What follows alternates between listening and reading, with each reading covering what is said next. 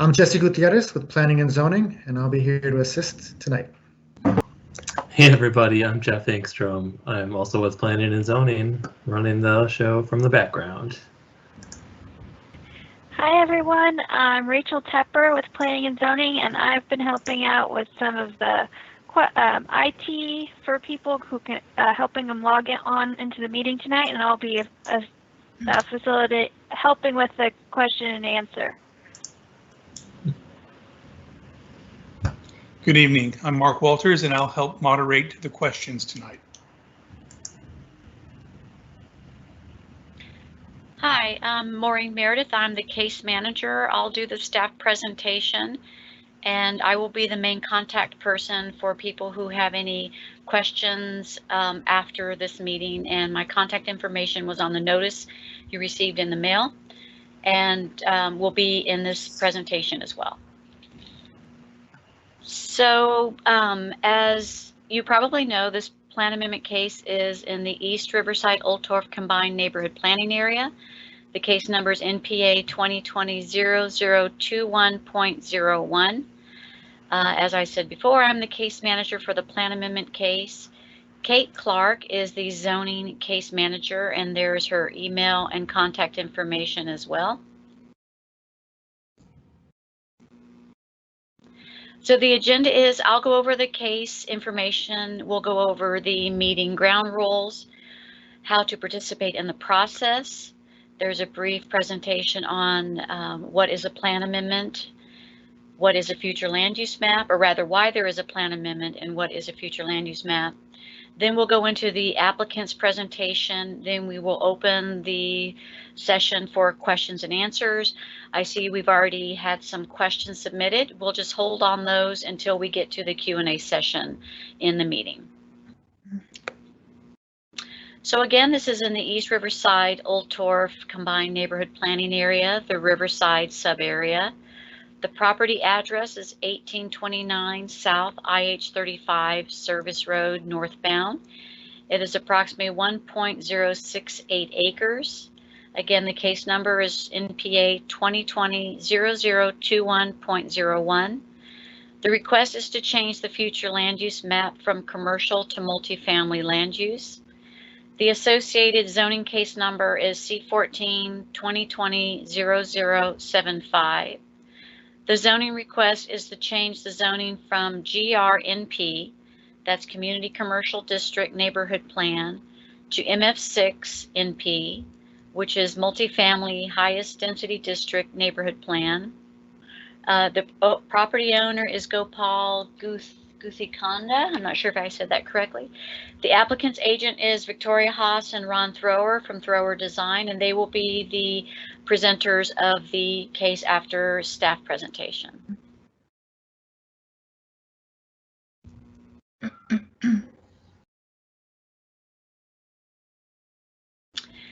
So some basic ground rules, as you know, due to COVID-19 and the need for social distancing, we are no longer having at this time in-person meetings like I used to have at the library. And any in-person questions and comments have been moved, obviously, to this online event. If you are participating online, you will not be able to speak during this meeting, but you can ask questions and make comments using the chat function. However, if you are telephone participants, you will be able to speak during the Q&A session, but we ask that you wait until that time in order to speak and ask questions. Any threats, personal attacks, profanity, racial epithets, or slurs used during this virtual chat will not be published. Staff reserves the right to remove offenders from this meeting. Luckily, we haven't had the need to do that yet for any of the meetings we've had thus far. Any questions that are asked will be grouped together if they are similar. So how to participate in this process. All questions will be answered and made available within 5 business days on the website that was in the notice that you received. Let me get Any emails or calls that you make, you can email or call the case manager with any questions or comments that you have. If you send an email with your comments, we will add it to the case reports that go before Planning Commission and City Council. If you live within 500 feet and you receive the notice of this community meeting, you will also receive the notice when it is scheduled for Planning Commission and City Council. And it will have instructions on how to participate in the public hearings. So why is there a neighborhood plan amendment application? Neighborhood plans are adopted by City Council as amendments to the Imagine Austin Comprehensive Plan, and the City Charter requires zoning changes to be consistent with the Comprehensive Plan. Most neighborhood plan amendments have a change to a future land use map and also have an associated zoning change application. This map shows in blue areas that have City Council approved neighborhood plans, most of which have a future land use map. Next slide. Future land use maps show in color representation broad land uses. For example, yellow represents commercial, brown mixed use, orange multifamily, and purple industrial. So in this case, the property has a current land use of red, which is commercial. With the proposed zoning of MF6, the proposed land use would be multifamily, which is orange. Next slide.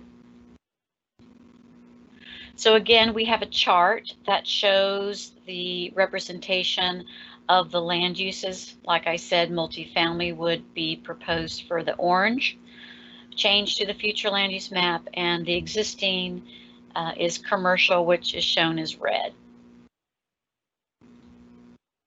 So this aerial photo just shows the property. As you can see, it is south of Woodland Avenue on the east side of IH-35.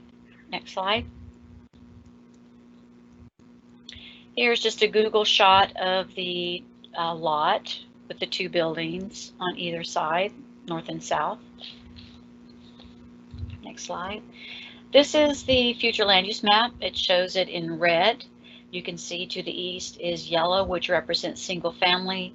To the south is pink, which is office. To the north, you have one tract that is adjacent to it, which is commercial, and then to the north of that, an office land use. Next slide. This shows the zoning, which again, the zoning corresponds with the land use that was on the previous map. As you can see, the existing zoning is community commercial GRNP. Next slide. This map shows the property in relation to the Imagine Austin corridors and centers. You can see East Riverside Drive is an activity corridor, and you can see the Riverside station is the centers that is represented in the Imagine Austin growth concept map. So that ends my presentation. We'll go into the applicant's agent, Victoria Haas. She will do the presentation for the applicant owner. Good evening, everyone. Can y'all hear me? Yes. Okay. Hello, my name is Victoria Haase. Like Maureen said, I'm with Thrower Design, and I'm representing the owner of the property at Woodland and I-35. The image before you is similar to what Maureen showed you. The subject tract is in blue, and this is just this image is meant to give you more locational context with reference to the river or Ladybird Lake to the north, and then the furthest major street you see to the south is Old Torf. And then, of course, I-35 running north-south. Next slide, please. And this is just a closer image of the subject tract showing access to the property from the northbound service road of I-35, and of course, showing the neighborhood streets to the east. Next slide, please. As Maureen said, the property currently is designated for a commercial future land use on the future land use map. Next slide, please. And the zoning is GRNP, which allows for a variety of commercial services today. Next slide, please. And our request is to amend the future land use map from commercial to multifamily. Next slide, please.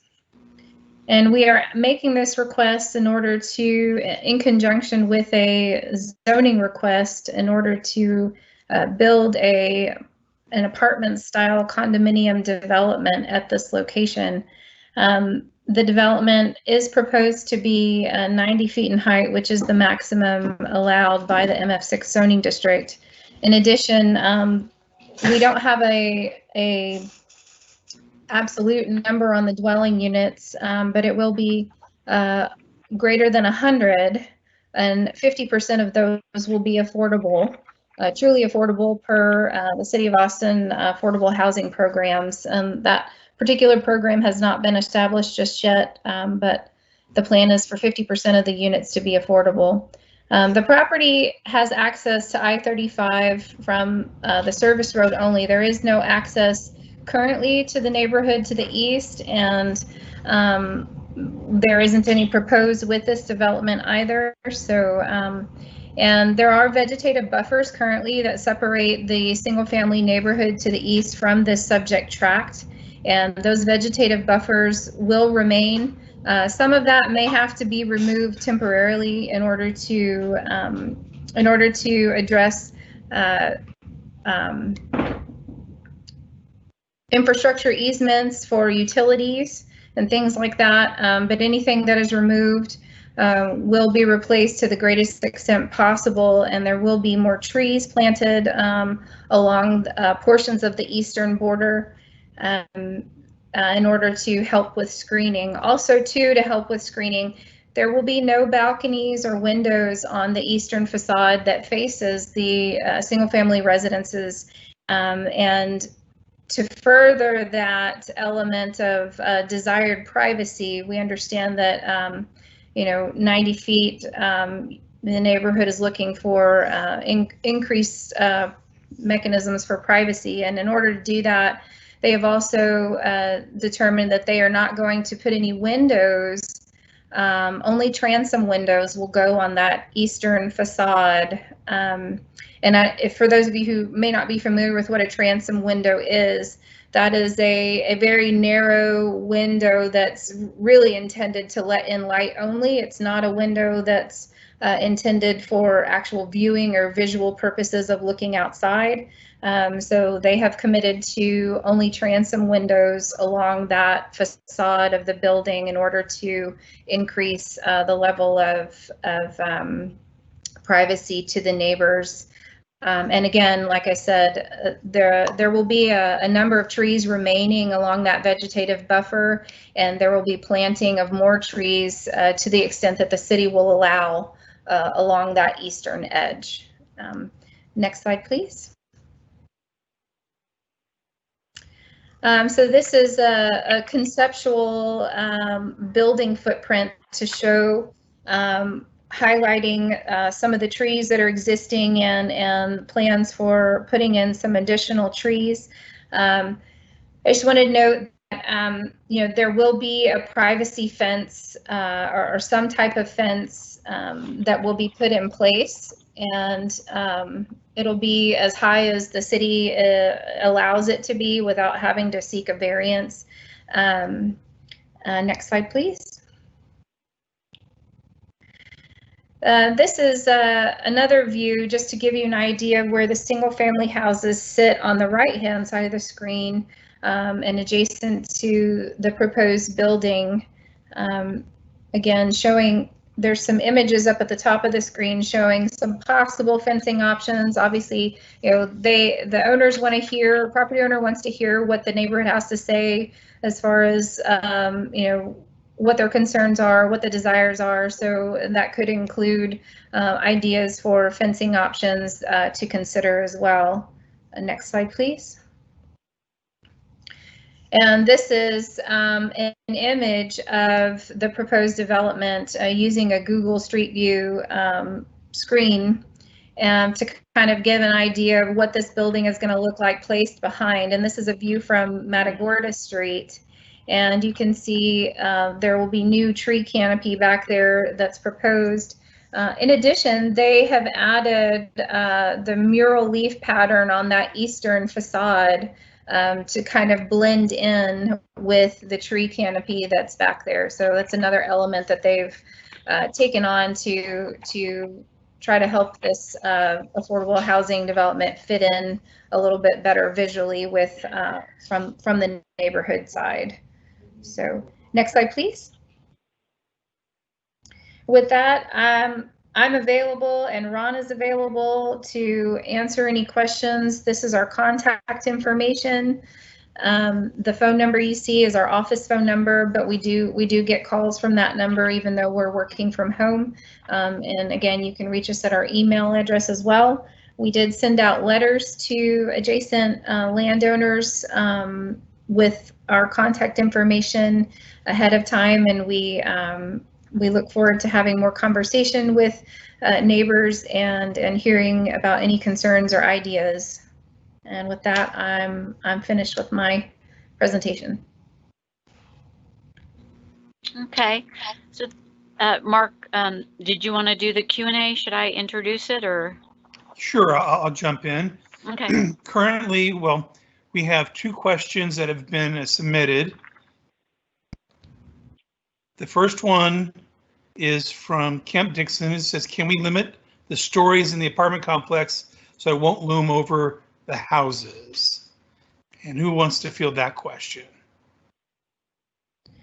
I mean, I can answer that question. I mean, with this particular development, the property is just a little over an acre in size, and with the number of affordable units proposed and building parking for those units as well, 90 feet in height is what it's going to take to make this project work, to provide all of those elements with the affordability and the parking.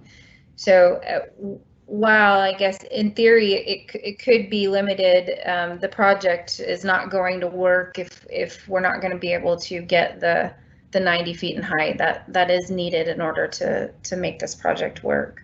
Okay, the other question also from Mr. Dixon is, can we protect the shelter belt between the Matagorda houses and the apartment complex? And by shelter belt, I assume he's referring to the greenery that's already there, and I think you addressed that in your presentation, Tori.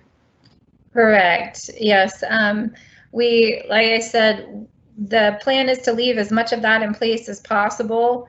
There may be some that has to be removed in order to address utility infrastructure, but whatever is removed, the city's going to require that this development provide screening, and vegetation will be part of that screening, including additional tree plantings. So, excuse me, we have another question here from from Billy Pringle. So will there be a privacy fence along the side that is adjacent to the TASSP building? And what kind of wall structure would that be? I guess that's to you, Tori. Can you hold on one second? I'm trying to see if I can see the question. Well, there apparently it's one of the buildings to the north or the south. Whatever, I think Texas Association of SSP, I'm not sure what that is. And what kind of structure would that be? Or are you required to put a fence between multifamily and a commercial use, I think is really the question. Or whether if you're required or not, do you intend to?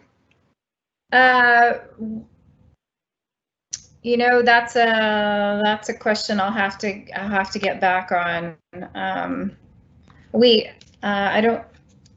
It's certainly something that we can consider if it's not already being considered, but that is not something that I apologize that I came prepared to answer. Okay, actually, I'm getting a response right now that there is no plan for a fence along that edge currently. There is an easement on along the north side of the property for access, so that's another another thing that we have to be mindful of, but no fence is required along that property line. Okay. Another question from Malcolm Yates. His question is, will the current owner be the one to develop the property? I believe the answer to that is yes. I'm seeking confirmation on that. If we want to move on to the next question. Okay, and this one's a little bit longer, so bear with me. It's from Roy Scruggs. And the question is, will there be any conditional overlay to restrict height, as in the property at 1800 South IH 35 that MF6 was received? There doesn't appear to be any other 90-foot buildings overlooking the residential neighborhoods on I-35 outside of the CBD. This height is not in keeping with other existing properties in the area. The developer proposed a 4-story building in their application. Something we really think about. Challenges, these are kind of general challenges that we have year over year. I think what I really want to hit home is. I'm sorry? Particularly in health and in public health, the low spirit populations really pop out. We are a healthy community. Someone else was on the phone there. The height was not keeping with the existing area. The developer proposed a 4-story building in the application, but the representatives now sent a message that the developer will be using 90 feet allowed in MF6. So a response to that? So as I mentioned in the presentation, this development does intend to use the full 90 feet allowed per the MF6 zoning district.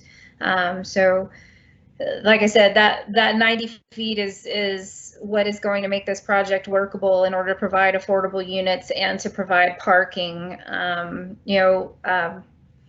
Affordability Unlocked doesn't require the level of parking that is required with typical developments, but this particular development, in today's market, parking is still driven by parking. Parking has to be provided. So in order to provide parking for tenants and the affordable units, the 90 feet in height is going to be needed for the parking garage that's going to be a part of this development. So another question from Mr. Yates.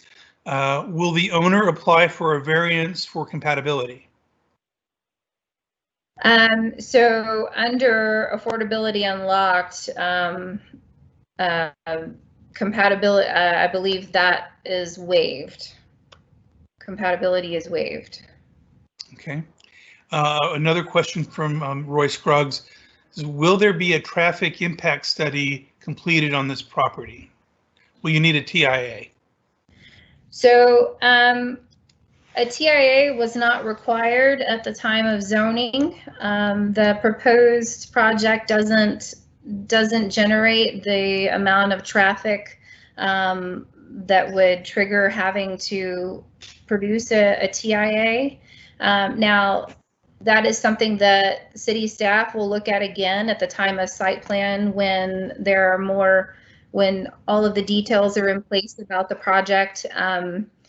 That's something that city staff will look at again, but with zoning, a TIA was not required. And the other thing I want to mention too is, the project has access only has access to the frontage road of I-35. So as you can imagine, there's a lot of traffic already happening along that roadway, without this development. And so I can't imagine that there's going to be, I can't imagine what ATD would say about requiring a TIA, but I don't, it's something that they would review at site plan if they feel like they need it. Okay. There's another question from Tony House. When you say condo style, will some units be for sale, or is this an all rental project, and will short-term rentals or STRs be allowed? So the project is proposed for sale. and not rental. So, and as far as STRs, I mean, that hasn't come up. The question or subject matter hasn't come up. It's certainly something that can be. My understanding is that can be prohibited, and we can talk to our client about that. But like I said, it's not been something that's come up. So I'll take that question down and bring that up with our client. Okay, we have a question from Billy Pringle. You stated there will be a privacy fence around the building, and that's what he wanted, I think, clarification to a previous question referring to the TASS building. So there will be a privacy fence along the eastern side of the property line, but to my knowledge, there isn't fencing required or planned for the north and south property lines. Okay. There's another question for Mr. Yates. Has the current owner previously developed properties of this size? Let me hold on one second. Okay.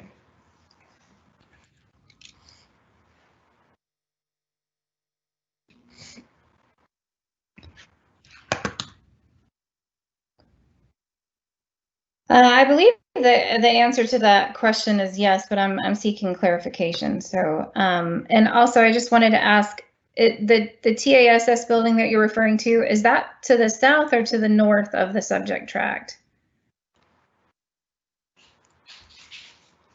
You'd have to ask Mr. Pringle. Oh, okay. Sorry. I don't know. Okay, that's fine. That's okay. Well, while you're waiting to get content, before you're waiting to get back from whomever you asked about their previous experience in the development industry, we can go on to the next question if that's okay with you. I did get I do have a confirmation that they have developed on properties of this size, and also too, I got confirmation that it's likely that the current property owner will also be the developer on this property, on this tract. Okay. Next question is from Mike Valescu. And what is the estimated parking space to unit ratio? I believe they are planning to meet code requirements for parking, the parking ratio that's currently required by code, even though it wouldn't be a requirement for an affordability unlocked project. They plan to meet the city's requirement for parking. For how, when the number of units is finally determined, that will determine the amount of parking that is planned, but it would be along the lines of what the city currently requires with any multifamily development. Okay, and another, I think, a clarification or from Billy Pringle says the slide shows an 8-foot perimeter fence. I assume the reference is to the fence on the east side of the property. That's correct, and that's why I mentioned that in the presentation. I apologize if I wasn't clear. That was a mistype, and the city of Austin will not allow an 8-foot fence without seeking a Board of Adjustment variance. We don't plan on asking for variances here, and so the fence would actually be 7 feet as per what the code allows legally. Okay. Another question from Billy Pringle. So the traffic, or more of a statement, but the traffic along the access road is extremely dangerous. Having only one entrance exit should be concerning. So I guess the question is there going to be more than one entrance to the site, or is it just going to be the single entrance? No, it's one single entrance is proposed at this time, and I mean I can't speak to specifics on the traffic engineering aspect of it, but I do know that city ATD has requirements for driveway spacing, and I'm not certain. I don't believe that this project or this property would be able to meet some of those requirements to have two driveway access points. Right now, the property has a single driveway access point, and it's the plan is to keep it that way. Obviously, once site planning comes along, ATD will get involved and they will look at the safety and everything involved in making sure that this development is going to provide safe access to and from the site. So, and it looks like we have some clarification from two people, from Billy Pringle and Larry Sunderland, member of the East ERC contact team. The building, the TASSA, don't remember the exact initials, is to the south of the subject tract. Okay. Something also I wanted to clarify on the transportation review of this site will also, TxDOT would also be involved because I-35 is actually a TxDOT right away as well. So it'll have more, I guess, review of that particular aspect of the site plan. Okay. Another question from Billy Pringle is, if this zoning request is approved, what is the timeline for this property to begin construction and then complete construction? I mean, I would imagine once zoning is approved, a site plan with the city of Austin takes anywhere from, 10 months to 18 months to complete before a project can break ground. So, I mean, I would say, it's probably at least a year to 2 years away, and actually more than a year. I would say probably closer to 18 months to 2 years before you would see construction here. Okay, and a question from Mr. Yates says, he asks, can you tell us what properties the owner has previously developed? Well, I can tell you he has developed 214 units. A development with 214 has been completed, and currently they have another unit complex with 209 units that's under construction. I'd have to get more information about the location of those developments, and I certainly can and don't mind providing that. I just don't have the information at this time. Okay, the next question is from Malcolm Yates. If the properties are for sale, how will the affordability be done, or how will it be recorded?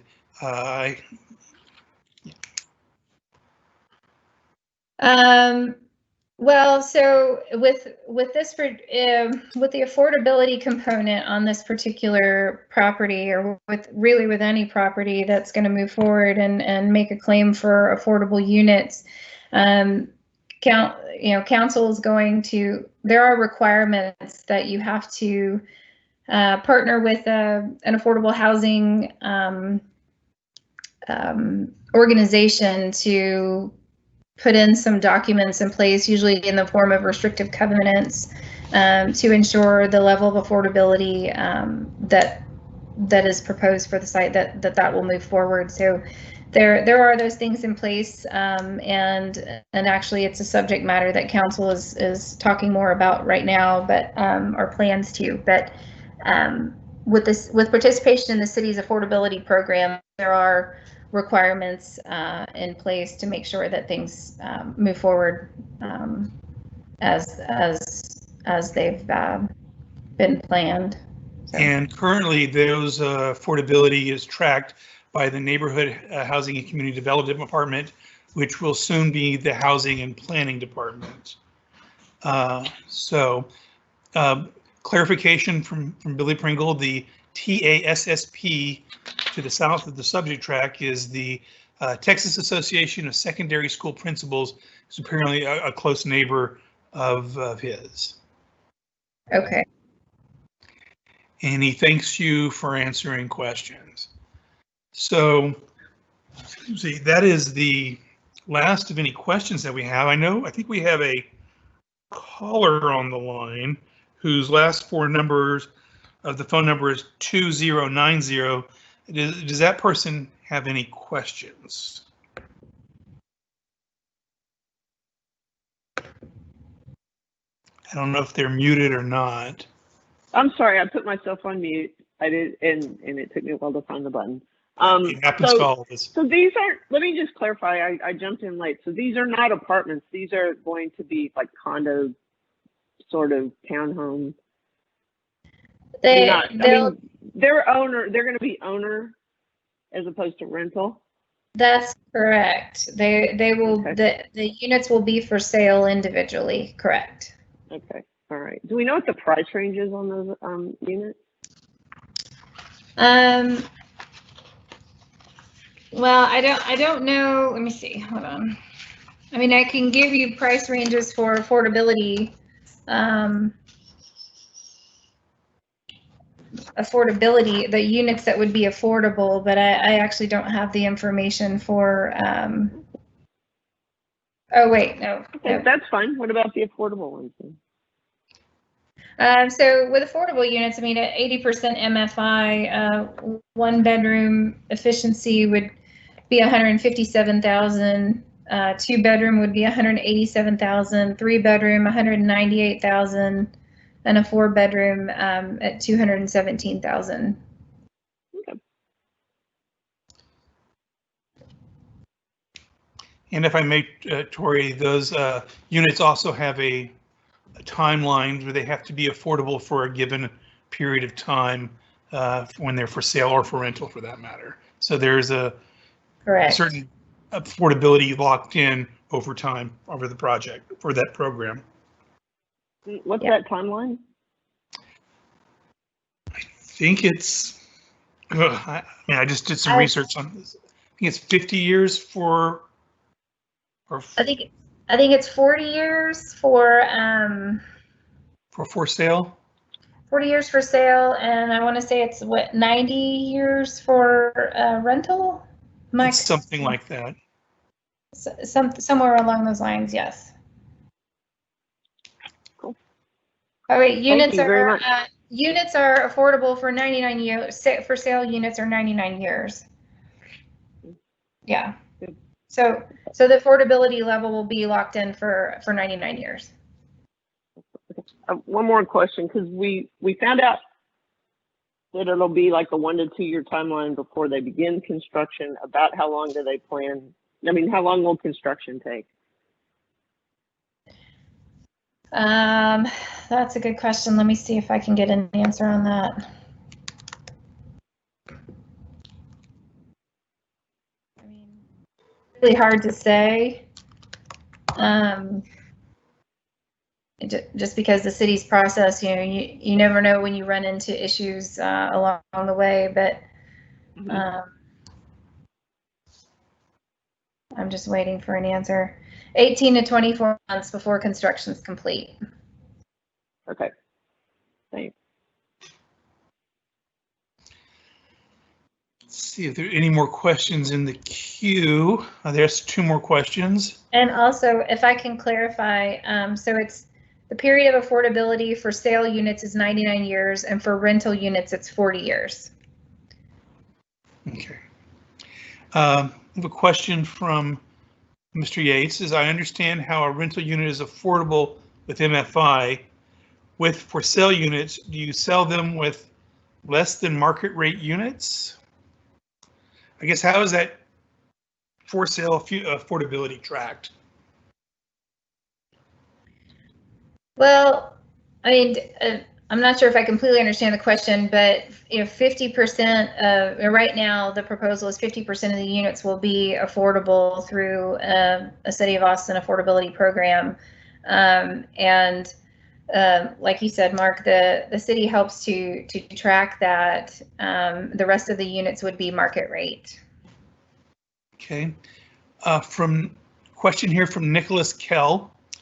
Do you know approximately the shortage of housing units in Austin and how soon this project might help correct that? Wow, that's a really good question, and I do not have current numbers for how much I know we're quite a bit behind on the city's affordable housing blueprint. Their projections of how many houses, how many units we need. We're already far behind in that. So, but I couldn't give you numbers as of today. And off the top of my head, I don't have a understanding of what those numbers are either. We have a question here from Gail Goff. Does FAR in this project exceed the limits? And for those listening, FAR stands for Florida Area Ratio. It's a measure of how much you can build based on how much land area you have. So I do not have an answer to that question, and I'm not sure I'm going to be able to get one. Let me see. If I'm not mistaken, I don't think MF6 has an FAR, or That's doesn't have a. That's true. Thank you, Mark, for reminding me of that. But I don't know. It doesn't have a site area requirement. I don't know at this point what their FAR is proposed to be. Like I said, I'm not sure that we're that far enough along in this particular project. But you are correct. FAR there isn't an FAR limit with MF6 zoning, and affordability unlocked waives FAR anyway. So yeah. Okay, we have another question from Malcolm Yates. Is what happens if the original owner sells? Does the current owner have restrictions on how much they can sell the unit for? I believe Miller has this problem. So yes, with if this with the truly affordable units that come out of this development, the affordability period will be required at 99 years, and that is something that I believe that, like I said, the City of Austin Housing will help to keep track of. Yeah, the period of affordability is 99 years, meaning that house cannot sell for market rate. The unit can't sell for market rate any sooner than that. There will be a restrictive covenant in place that runs with the land and the units to ensure that happens. So. Well, there does not seem to be any more questions, but there is a lag time from when we speak to when people out there hear it. So we'll wait a couple seconds, a minute or so, 30 seconds to see if there's any other questions. If not, we'll circle back to Maureen and she can kind of close out the meeting. Does that sound okay with you, Maureen? Yes. Mm-hmm. And Maureen, before you close real quick, I just want to, if any other questions come forward or you didn't get quite the answer or the answer wasn't clear for you or you have additional, please reach out to Ron or myself.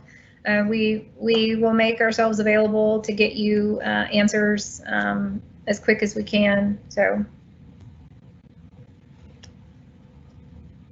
And you have your contact information up right now, so people can jot that down if they don't have it already.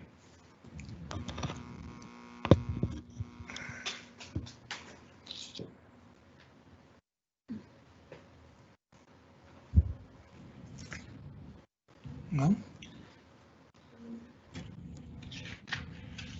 Not seeing any new questions. I'll hand over the presentation to Maureen and she can go about and talk about what the next steps will be and can conclude this evening's meeting. And if in the interim another question pops up, we can try to answer that. So how does that sound? Okay, sounds good. So yeah, this is Maureen Meredith again. I'm the case manager. So the next steps would be staff will make a recommendation on this case. It has not been scheduled for Planning Commission or City Council at this time.